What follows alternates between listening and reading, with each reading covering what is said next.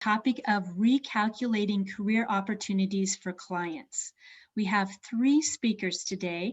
Our first speaker will be Lisa Hecht. Lisa Hecht is an ICF credentialed coach who helps young professionals and those in transition to find their best fit, next step jobs, careers, or callings. She combines learning from her 32-year career at Hewlett-Packard with positive psychology, career calling assessments and tools, and the science of goals and motivation to help clients discover their unique advantages and apply them to move into their next careers, all with a good dose of humor and warmth. So thank you, Lisa. You'll be our first speaker. Our second speaker will be Stephanie.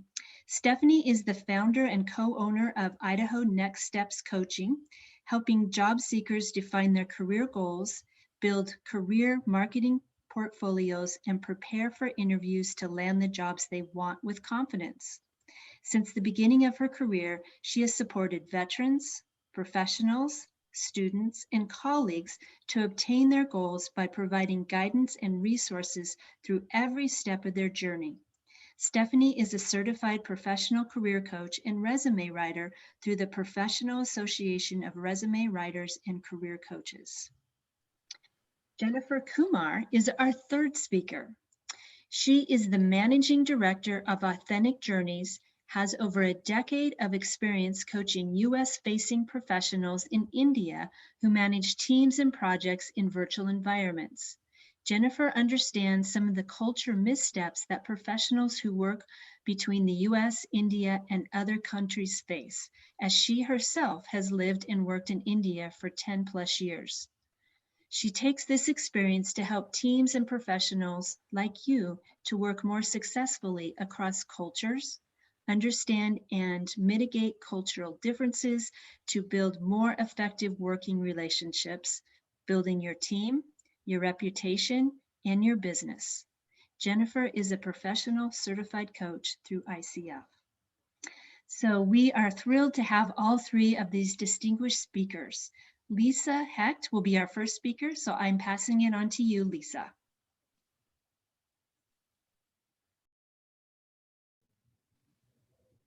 Well, thank you, Stacy. And I want to say welcome, bienvenue, konnichiwa, ni hao ma, welcome from wherever you are. And I'm sure I missed a few languages.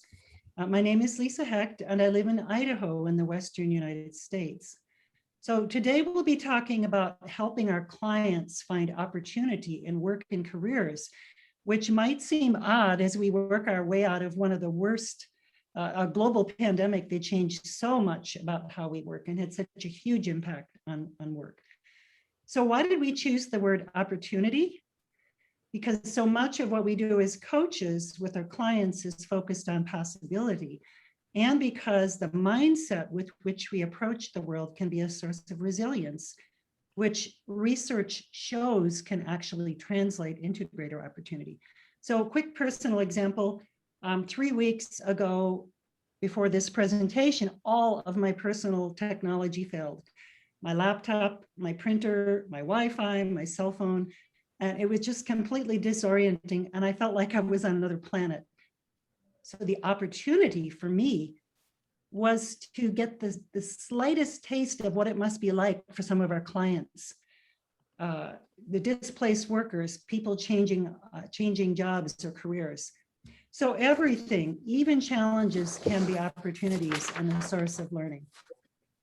So today we'll look at how the world of work and careers is changing and how we might work with our clients to discover their best opportunities to thrive and meet the opportunities of the world through their unique advantages. So I'll discuss trends in the world of work and careers and how to help our clients identify where their unique advantages meet those world's opportunities.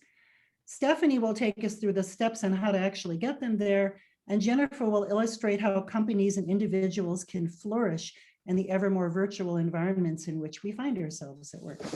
So first slide, or next slide, I guess. So how has the world of work changed, and where is it headed?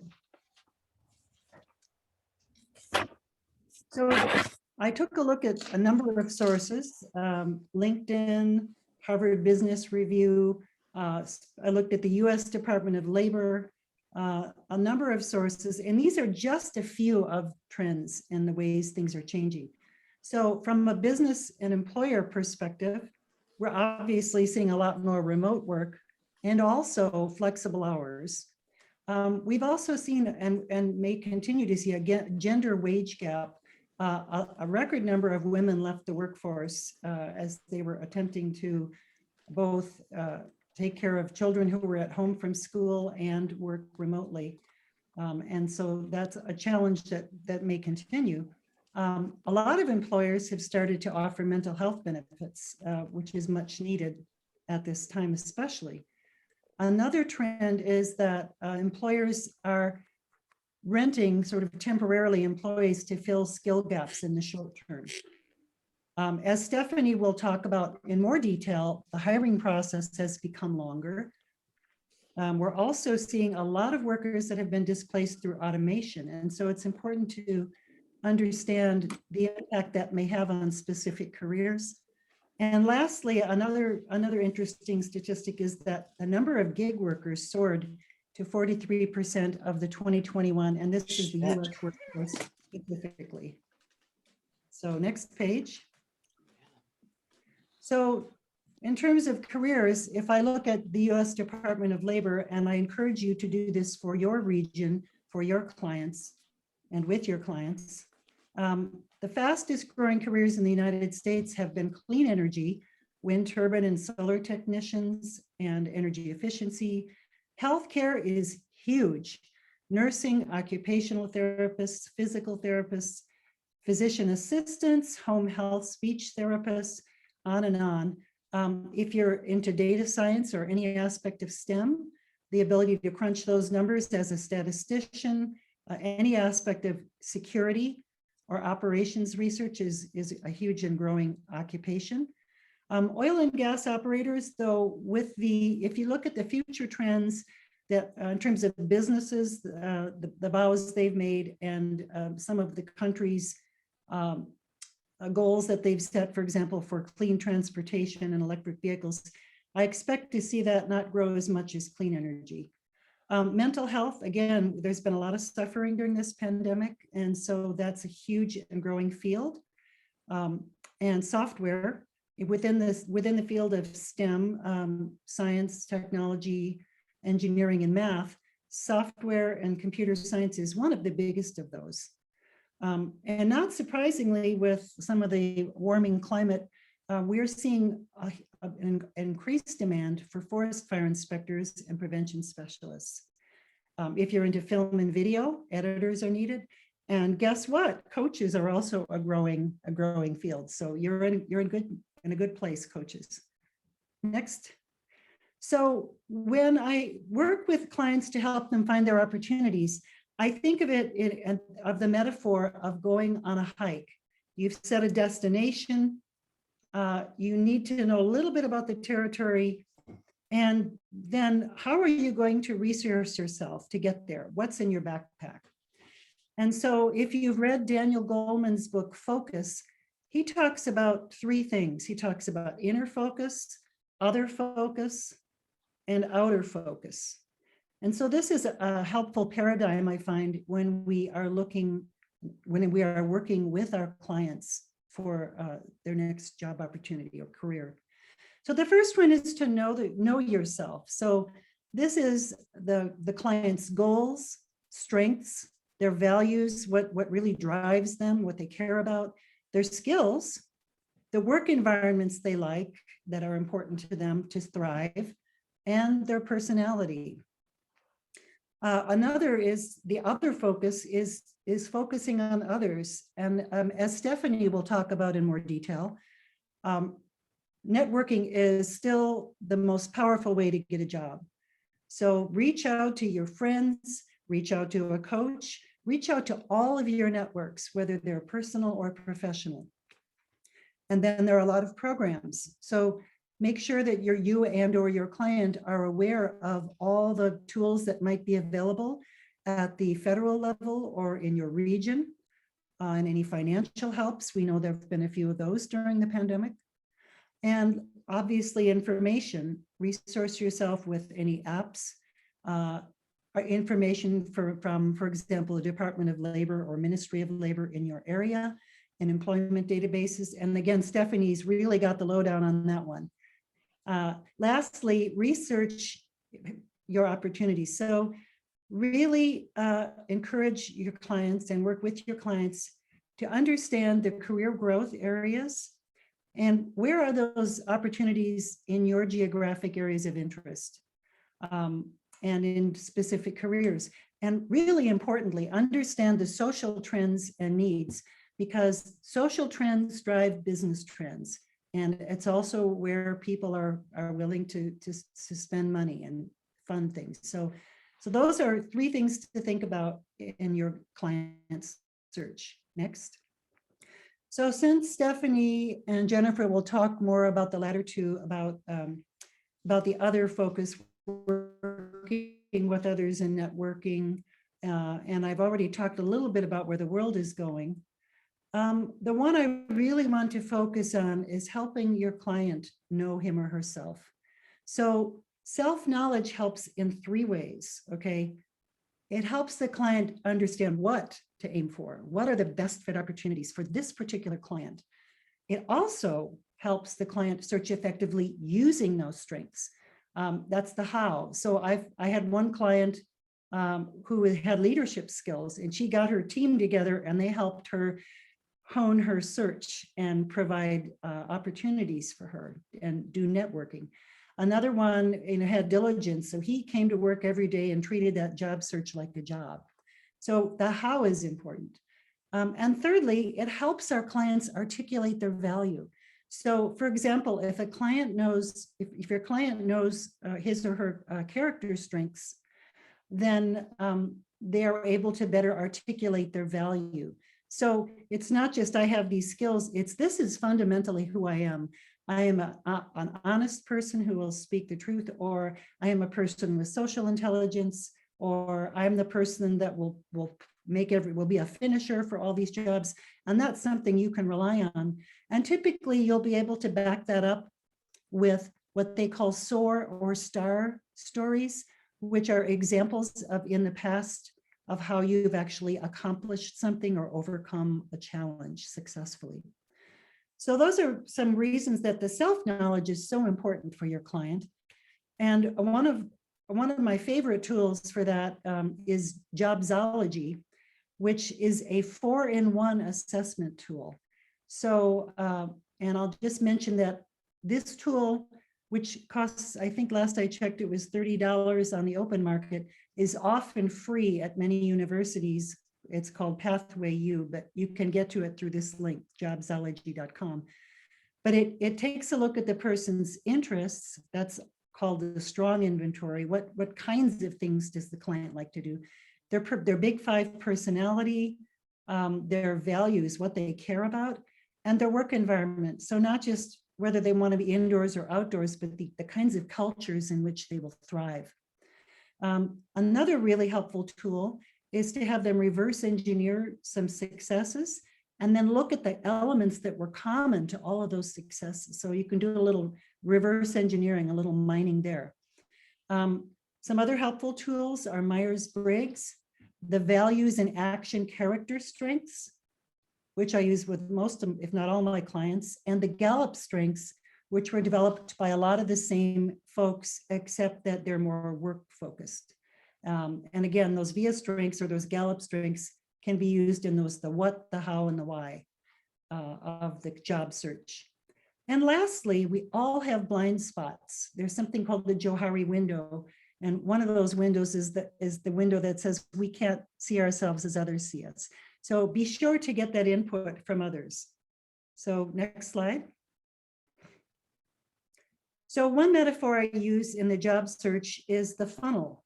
And you could think of the outside of the funnel as the things that are outside of consideration, outside of my view, and the things that are inside the funnel as the must-haves. So where is that funnel oriented? What direction is it facing? And is it, is the width of it appropriate? So If it's too wide, your focus may not be sufficient to really fine tune that resume or that cover letter or your search. If it's too narrow, your client may be missing opportunities. So make sure, give some thought to the width and the orientation of that funnel. Next slide.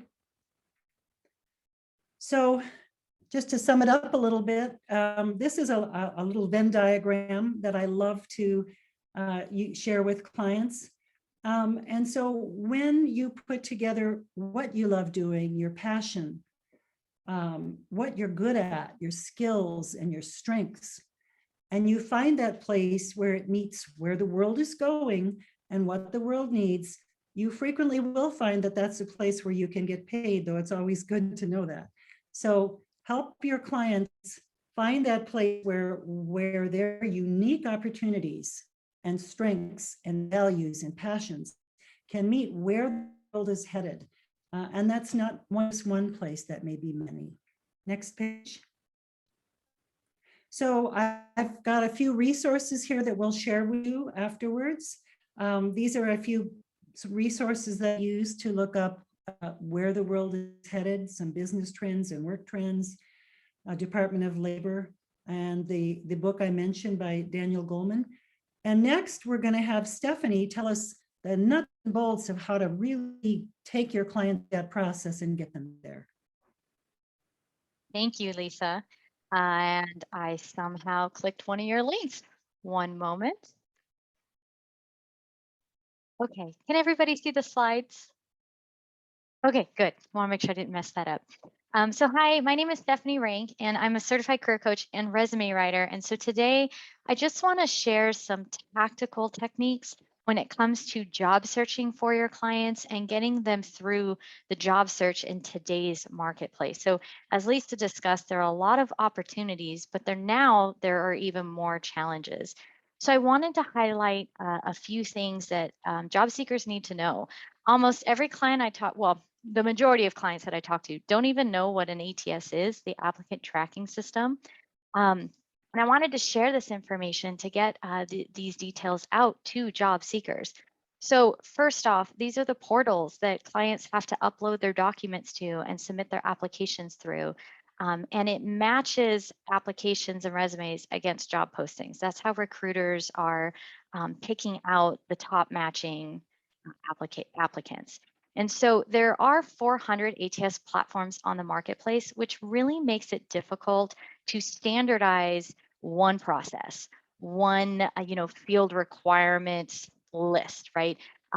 There's just too many to really line out functionalities and processes and all of those things. But over 98% of Fortune 500 companies use an ATS. So many job seekers are running into this ATS problem that they're having. And what comes out of that are qualified applicants are being rejected because of formatting issues. Maybe they're not matching the job post as well as they should be because they're missing key ingredients. That comes to 75% of qualified applicants. It's an insane number because you have so many good employees out there that are qualified and they're just not getting through because they don't understand ATS. And then even a little more disheartening is that 5 out of 1,000 applicants are seen by the actual hiring manager. So a typical process, you have the recruiter going through the applicants, doing that screening.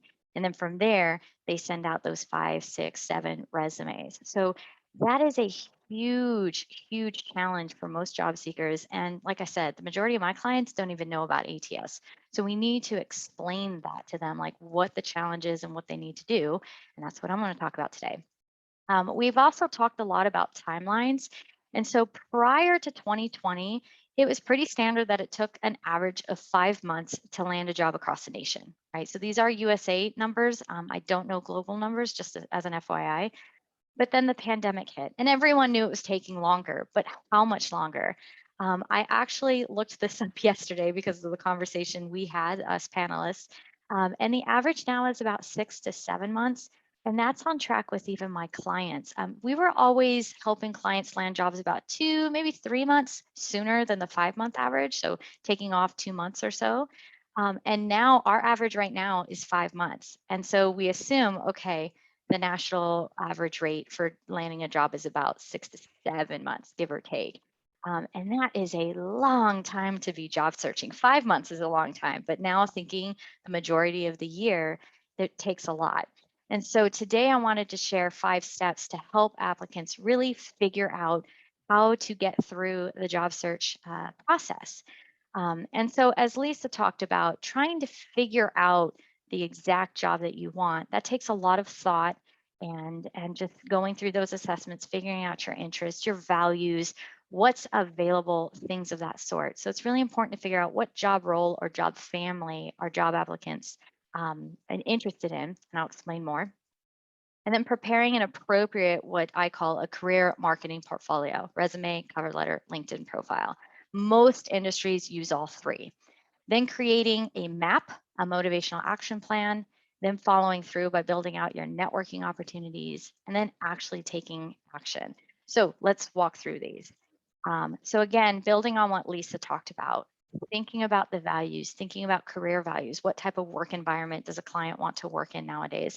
I'm always asking now, do you want to go back to the office? Do you want to work remote completely? Do you want to have a mix? Because all of these opportunities are now available. Thinking about industries, job roles, companies that are interesting to these candidates. And then, of course, pairing that with actual current job market opportunities. It's one thing if you want to do a role, but then there's no access to it. That's something to consider when you're thinking about a career.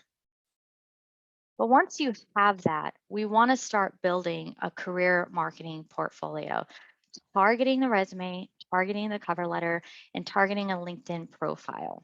It's if you ever have clients that have a general resume or a broad resume, it is not doing them any good because the information isn't tailored toward a specific role. And in ATS, it's looking for job titles, it's looking for requirements, the education, the certifications, the experience. It's looking for keywords being the biggest thing.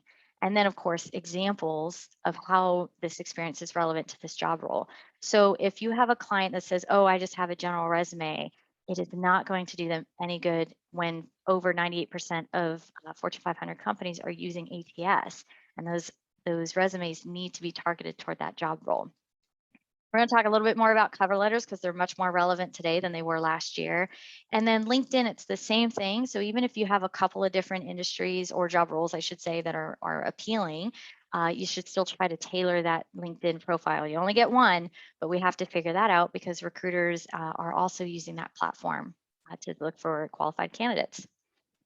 So the biggest thing about resumes, so I've already talked about, you have to get through ATS, right? You have to match at a certain rate that's decided by the recruiter.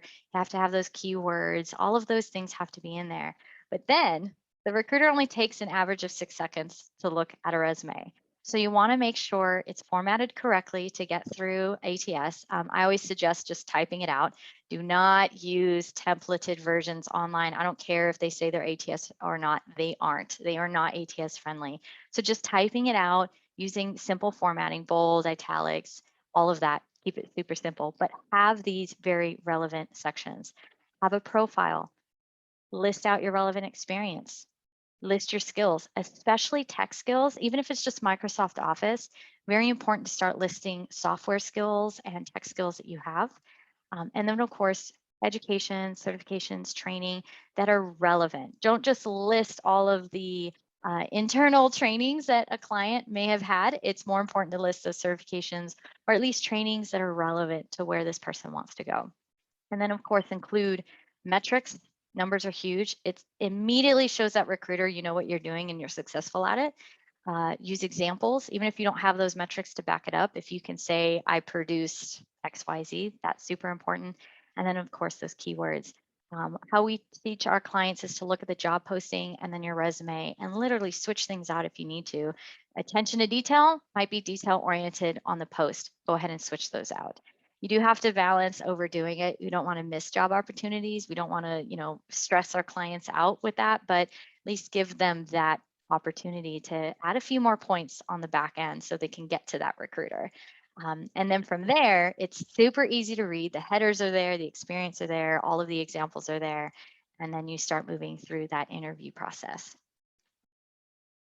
I wanted to show this one because cover letters, no joke, were 50-50 with recruiters prior to 2020. And it has jumped to 83% as of this year. It's amazing because cover letters, as a writer, I'm even, very much, oh, let's just get rid of cover letters because we have the profile and everything else is in the resume. But they're important. It's super important to have those. So we do suggest that they talk about, clients talk a little bit more about themselves. Don't just go on Google and go cover letter and get that typical business letter template. I'm interested, I'm applying to this job. Thank you for your time. I mean, that's pretty standard, right? But also include why the company, why that industry or that job role, what experience do you have? What do you bring to the table? Maybe you highlight a couple examples. Don't copy and paste from the resume, right? Make it more personal about why that role is super important and they're excited about joining that company. And what was interesting too, the last stat, 77% give preferences to candidates. I find that one interesting because a lot of applications don't even allow you to upload the cover letter. That's okay. Don't put it with the resume. It doesn't read it very well. And if it's first in front of the resume on that page one, it gets messed up. And I'm very conservative when it comes to ATS. So I just suggest if they don't have one, they don't have it. You can't upload it, no big deal. But if they can, try and upload a cover letter. It could, as you can see, it could be very helpful. And then LinkedIn, just a couple of more reasons why LinkedIn is important in today's digital world. I have a lot of folks that just don't like social media of all ages, but I do recommend looking at LinkedIn for job seekers if they're even open, a little bit open to being online. First, it's a job board. I prefer it over Indeed or any of those other ones, Monster Jobs, Career Builder. I like it. It's very easy to use. The platform, you can navigate through it fairly easily. But most importantly, 94% of recruiters are using it. They go immediately to LinkedIn to check you out, or they might Google you. And then when you're at the top of that Google ranking, which is that fourth bullet down there, they immediately check you out. They can see your picture. They can get a kind of a feel for your brand. Again, targeted resumes, targeted LinkedIn's. And so there's a good chance that a recruiter might reach out to candidates, right? It's also a great way to maintain a contact list. 85% of jobs are filled through networking. Very, very important. And this is a big deal because if you think about it, if you're getting through ATS and you're just not matching or there's a formatting issue or whatever the case may be, you're in that black hole of technology. If you are referred by an internal employee, that recruiter will go and pluck you out of that pool of candidates, whether you match or not. So having that reason to network is huge because if you're just using applications online, it's really tough. So maintaining your contact list, going through and commenting on posts and just reaching out to folks, it's a great way to keep in touch without having to really like go out of your way and have lunch or have a coffee, right? So a wonderful way to keep your list updated and just kind of know what's going on in your industry. As you can see, 47% of job seekers in sales, operations, and technology found their jobs through networking, which operations surprised me, but sales and tech didn't surprise me, right? Very personal, interpersonal connections there, relationship building in those fields. So it can be a big deal if they're even more so in these industries specifically. And I already mentioned it ranks you higher on Google, so your Facebook or your Instagram isn't showing up. And you can look up companies and their employees. Again, more networking and easier ways to research industries because you can just keep dialing in, right? And learning more about what's out there and what's available. And of course, the newsfeed alone just keeps you updated on industry news. Half my list are clients and half my other list are career coaches, resume writers, all within this industry. And it's pretty hilarious because that's all my newsfeed is. And that's how I stay updated on a lot of what's going on, getting new metrics and understanding different trends that are happening. So if a client is invested in this, it could keep them in touch very, very well.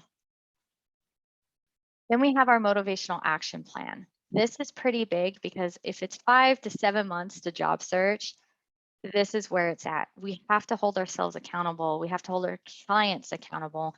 And so creating a schedule and goals. right? How many hours or days are you going to commit to this? A full-time employee is going to have less time than obviously somebody unemployed. But even if they're unemployed, we don't want to cause burnout just because they're 8 hours job searching. It's impossible, right? So scheduling out their, setting a schedule, and then defining which strategies they're going to focus on. So are they going to research on Mondays? Are they going to network on Tuesdays? Are they actually going to apply to jobs Wednesday and Thursday? Figuring out how they want to improve their job search, and then setting those SMART goals based on the strategies and based on that timeline. So everything is very specific, everything is very measured, everything is relevant, and of course, time bound. And then over time, as they're starting to collect their notes on interviews or applications that, never heard anything, this is a great way to keep track of those notes, get an idea of where they're standing, and then maybe going back and looking at their portfolio going, okay, I've heard nothing in 3 months, what's going on, right? It can help them stay accountable to themselves. Again, we talked about networking. It's super important to do this, whether they're introverted, super extroverted, online, in person. Jennifer's going to talk a lot about how to network in your current employer, within your current employer. So if you're networking outside of your current job, these are just some ideas, especially with LinkedIn. Connecting with everybody, customers, vendors, professors, classmates, colleagues, managers, supervisors, coaches, the list goes on and on, right? Connect with everyone. And then maintain communications. Post, give recommendations, ask for recommendations, congratulate folks on anniversaries or birthdays or whatever information pops up on your newsfeed. Just comment once in a while. I recommend doing recommendations once a year. Set some time aside and go ask for recommendations and give recommendations. It keeps it current. The worst thing is I go to a client's profile and the recommendations are from like 10 years ago, especially if they're in sales or technology. I'm like, what's happened? Where's the other recommendations? Or if they're project-based, at the end of a project, go ahead and give recommendations and ask for recommendations. And then everything else, even if it's just once a month, getting on LinkedIn to comment and search around for things, that could be helpful in keeping you visible online. And then of course, reaching out to connect with folks. Every new job I've ever had, sat there and connected with everybody. Every new project, I connected with everybody. It is important to keep LinkedIn updated, because if you suddenly go from nothing to this beautiful profile, it does sort of give a red flag if anybody notices. So if you're just constantly on there, no one's going to think anything of it. And that's another big risk folks, job seekers worry about, is my employer going to find out? Well, not if you keep it going. You just stay on top of it. It won't be too bad. And then finally, taking action. I don't know how many clients that they get this beautiful portfolio and then they do nothing with it because they're researching, they're just too scared. Maybe they don't think they are qualified. Absolutely go back to the map, follow those goals, apply to jobs, and then actually start preparing for interviews.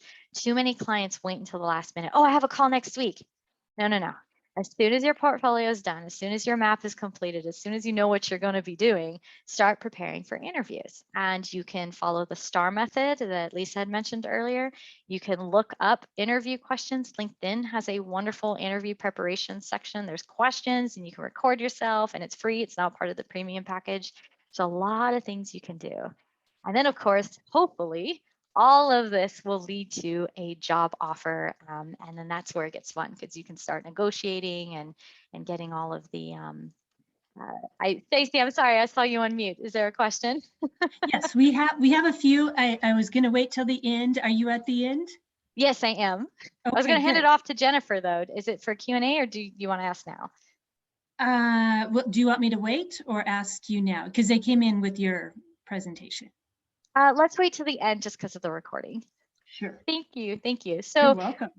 hopefully those 5 steps help with your clients, just to give them an idea when you're actually job searching. I'm really passionate about job searching, and it's just so difficult and challenging. And so hopefully this information about ATS and just giving them some guidance forward can lead them to their next step. So I'm going to pass it on to Jennifer, who's going to talk about staying visible online within your employer.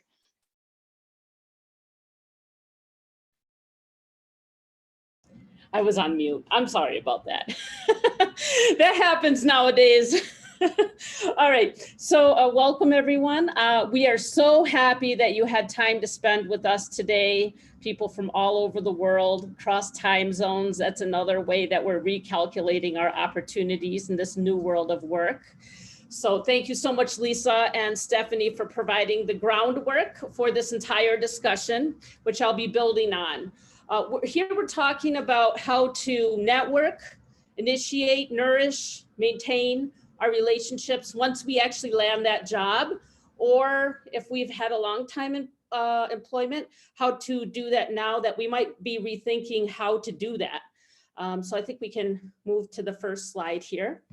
In my presentation, I'd like to have some interaction in the chat box. We may or may not get to everyone's input. I would like to ask you to think about, if you're a coach, what do our clients miss about going to the office?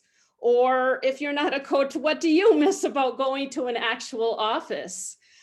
As you're thinking about some of these questions or answers, also think, if you're a coach, how do we coach people about this? I'm going to ask you about coaching questions momentarily as well. So as people are putting awesome insight into the chat box, if we could move to the next slide, please. I have a list of the top 10 that I've gathered from my clients, coaching leaders and other professionals on global virtual teams. Some of these would be what you have mentioned. Of course, I'm not going to have enough time to address all of these, but definitely the ones on the right side in red. So when we talk about shorter breaks, it's not that people actually miss shorter breaks. It's kind of a misnomer there. They miss breaks in general between meetings. If there's a term that has become commonplace in the last year, much more so than before, is hard stop. I think people are actually getting sick of that term because it comes up right in the beginning of a meeting sometimes, which makes some people feel really anxious that they're not going to have enough time to share, they're not going to have enough time to analyze what's being said or participate properly. So a lot of the leaders I coach actually mentioned they feel working from home, especially since the pandemic, feels a lot more rushed.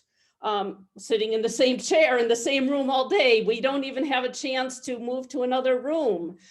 Even going to the restroom, you know, these practical things become a big challenge. Like some people mention they don't even want to have water because they feel like, okay, I know I'm going to have meeting after meeting.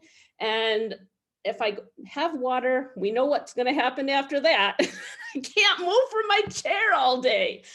Which means I can't also context switch. Yes, Lisa, I also keep water here. We can't context switch as much, or it's as easy to context switch. So there's other solutions to that I'll be talking about momentarily, as well as people don't really have the time to really just decompress or analyze or compartmentalize what they've just heard. And then they're going to a completely different topic, a different meeting with a different set of people. And it's just very overwhelming. And as I coach leaders and others, professionals, they also mentioned the second point here. In fact, one leader actually was pretty loquacious in his story when he said one of the things he missed most was walking into his team's space in the office. And he gave a great visualization of the synergy, how some people, especially those who might not be as vocal, would still be able to brainstorm and analyze things with their colleagues, because those same colleagues would be moving through the office throughout the day and then kind of realizing someone's stuck at whatever they're doing. So they would reach out and ask, do you want to have a discussion? Would you like to brainstorm? I can help you out. These things are missing.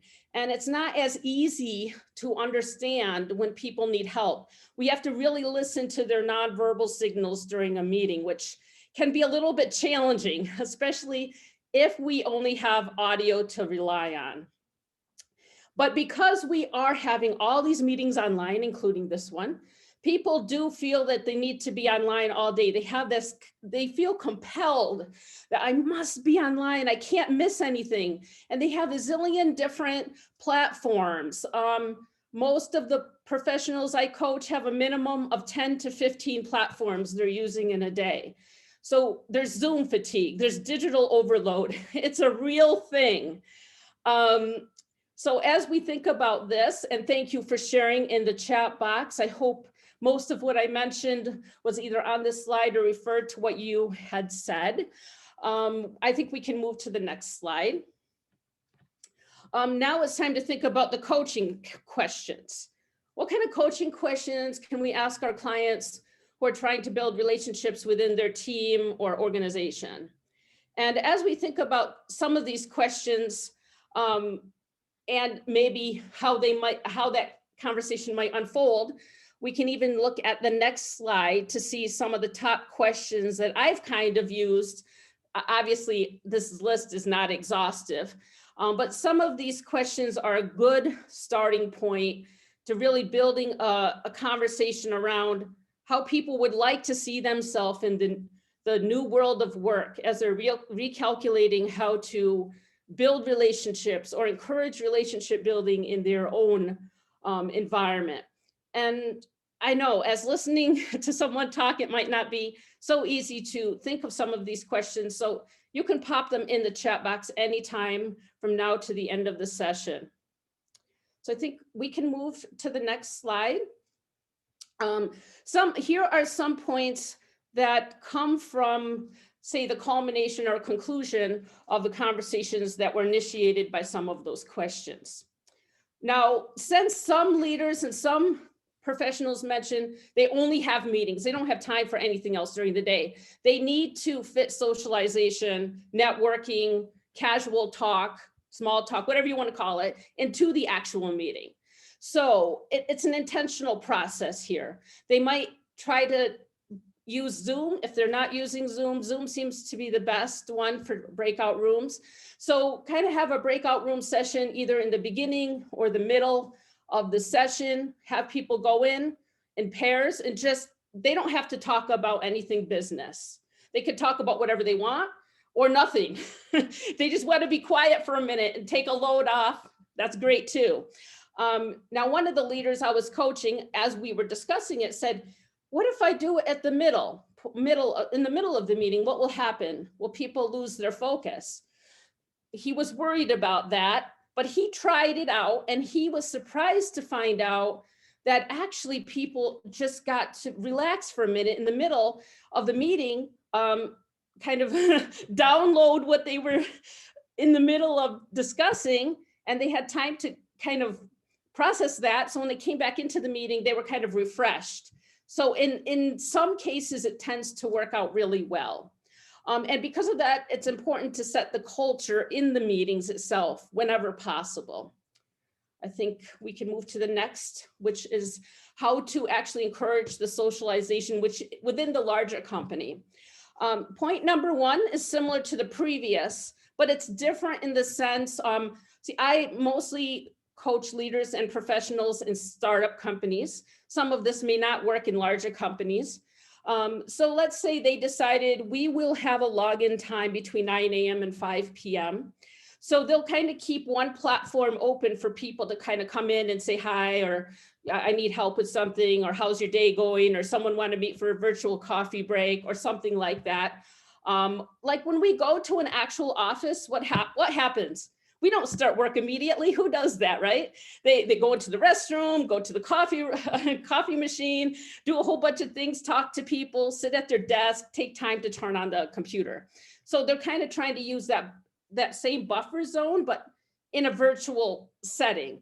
And it has worked for some teams and some companies I've coached. Point number two, again, a 4-day work week has been implemented with some of the clients I coach. They justify this by saying, since people are working longer hours during the week, they can have one day off, and it's kind of on a rotational basis. Like some people might have Monday, some people might have Wednesday, etc. Or rotational weeks off. So let's say there's a team of 6 or 7 people. Every 6 or 7 weeks, one person takes an entire week off. No logging in, no digital anything for work anyway for that whole week. And I've actually worked with companies that have that implemented, and it worked well for them. And to build off of what Stephanie mentioned, LinkedIn. Some of my clients have created courses which they've opened to the public to teach about certain concepts that they use in their office, or they've partnered with universities, or as Stephanie mentioned, people share their accomplishments, and then others from the same company come in and kind of wish them good luck. So in larger companies, this tends to be a really nice way for people to show their support to each other and be visible. And lastly, if we can go to the last slide, the culture shifts. Whenever possible, try to set up all the processes in advance. We weren't able to do this last year, obviously, when we were suddenly thrusted into stay at home, work from home. But now as we're evolving through the process, new ideas come up, new ways of doing things as we recalculate these opportunities. So as something is kind of set up or thought about, try to onboard people to that. So that's folding it to point number 3 here, onboard some of your or all of your teams into what is the new expected normal, and how they can actually do it.